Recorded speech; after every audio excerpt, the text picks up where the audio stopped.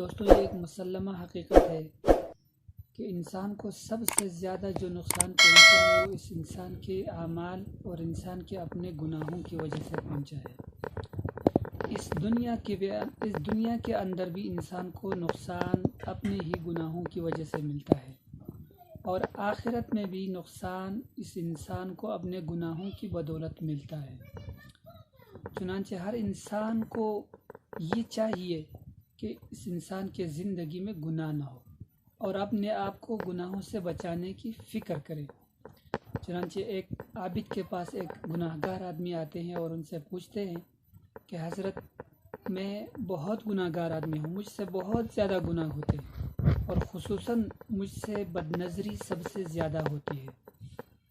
چونکہ میں جوان العمر آدمی ہوں، بازار میں کاروبار کرتا ہوں، تو بازار میں تو ہر طرح کے لوگ آتے ہیں، ان میں مرد بھی ہوتے ہیں، ان میں عورتیں بھی ہوتی ہیں۔ تو جہاں میری نظر عورتوں پر، غیر محرم عورتوں پر پڑتی ہے تو میں اپنی نظروں کی حفاظت نہیں کر سکتا، اور آپ مجھے کوئی ایسا طریقہ بتا دے کہ میں اپنی نظروں کی حفاظت کر پاؤں۔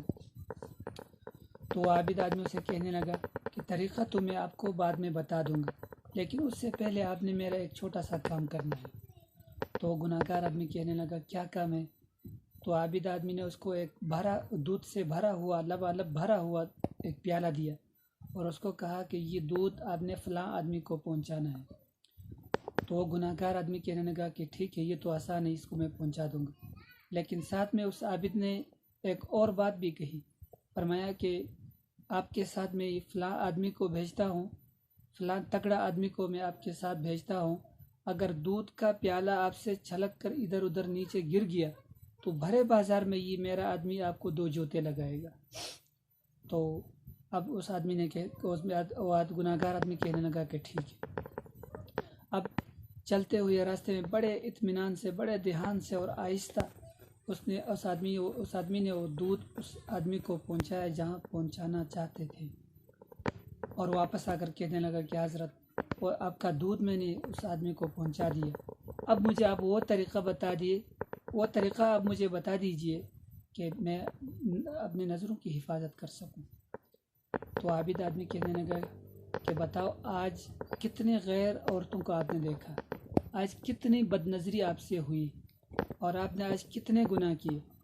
تو آدمی کہنے لگا کہ حضرت آج میں نے ایک عورت کو بھی نہیں دیکھا، آج مجھ سے ایک مرتبہ بھی بد نظری نہیں ہوئی۔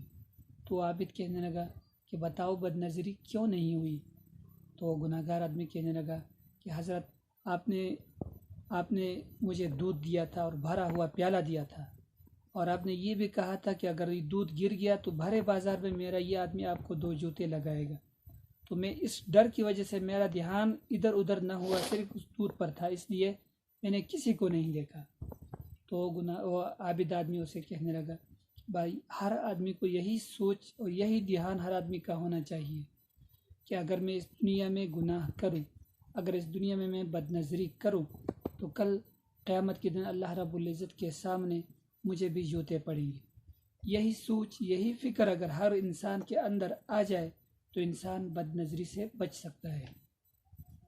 تو دوستو یہ تو ایک واقعہ تھا، اور واقعہ اس لیے بیان کیا جاتا ہے تاکہ ہم اس سے کچھ سیکھ لیں، ہم اس سے کچھ عبرت حاصل کر سکیں۔ اس کا یہ مطلب ہرگز نہیں ہوتا ہے کہ ہم بس اپنے ٹائم پاس کرنے کے لیے ہم واقعات کو سنیں۔ چنانچہ ایک مرتبہ آپ صلی اللہ علیہ وسلم نے فرمایا کہ آدمی کو جب گناہ کا موقع ہو اور اسے کوئی روکنے ٹوکنے والا نہ ہو، اور آدمی گناہ کرنے پر مکمل طور پر قادر ہو، اور پھر بھی وہ گناہ اس نیت سے نہیں کرتا کہ کل اللہ رب العزت کے سامنے میں کیا منہ دکھاؤں گا، تو اس وقت فرمایا وجد حلاوت الایمان، ایسا آدمی پھر ایمان کی حلاوت، ایمان کی مٹھاس اور ایمان کی چاشنی ایسے آدمی کو نصیب ہوتی ہے جو گناہ پر قدرت ہونے کے باوجود اپنے آپ کو گناہوں سے بچاتے ہیں۔ اللہ رب العزت مجھے اور آپ سب کو عمل کرنے کی توفیق عطا فرمائے۔ وآخر دعوانا الحمدللہ رب العالمین۔